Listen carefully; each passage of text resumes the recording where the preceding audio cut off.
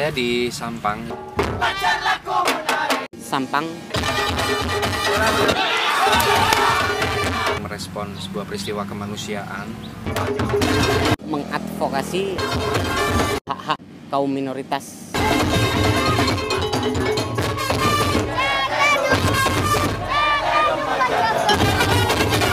Ada 300 lebih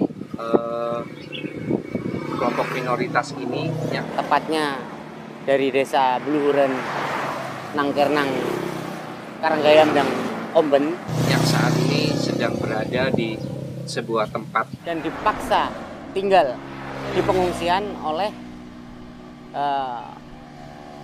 kaum anti toleransi. Sekarang sudah menjalani 5 bulan sudah ada di Pulau Sampang, di mana saat ini sudah di stop makanan, minuman, kesehatan, pendidikan, semua tidak ada.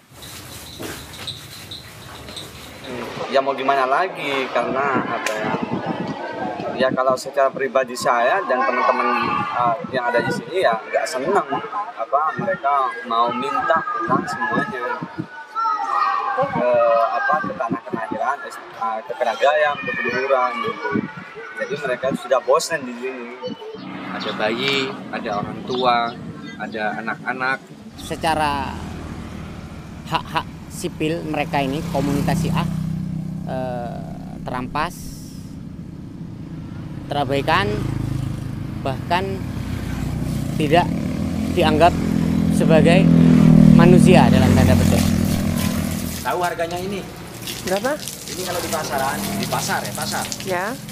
3,5, 3.500.000. Kalau harga daging. Tapi ini berapa? Berapa? 75. Yang ini 75 juta. Kenapa kamu di sini ya? Ya karena saya kemarin sempat jadi penyerangan, diserang oleh salah satu orang, sehingga kami ini sama teman-teman ini dipindah untuk sementara demi keamanan dan kemaslahatan yang lebih besar. Kalau tinggal di sana takutnya terjadi satu hal yang tidak diinginkan oleh pihak kepolisian.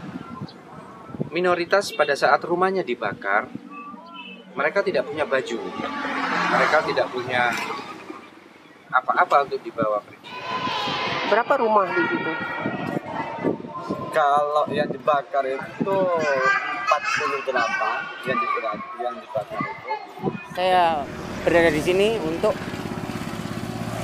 berusaha memahamkan kepada mereka, komunitas Syiah Sampang, bahwa mereka punya hak. Di sana di Bluhuren dan di Karanggayam itu karena mayoritas masyarakatnya awam dan juga ada salah satu yang memprovokasi di situ sehingga masyarakat melakukan tindakan kriminal seperti itu.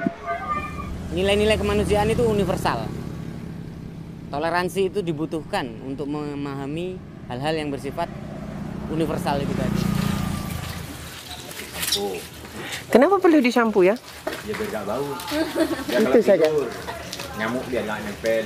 Oh. Harum kan, kalau harum penyakit. Oh. Penyakit, nyamuk ngurangin gitu kan.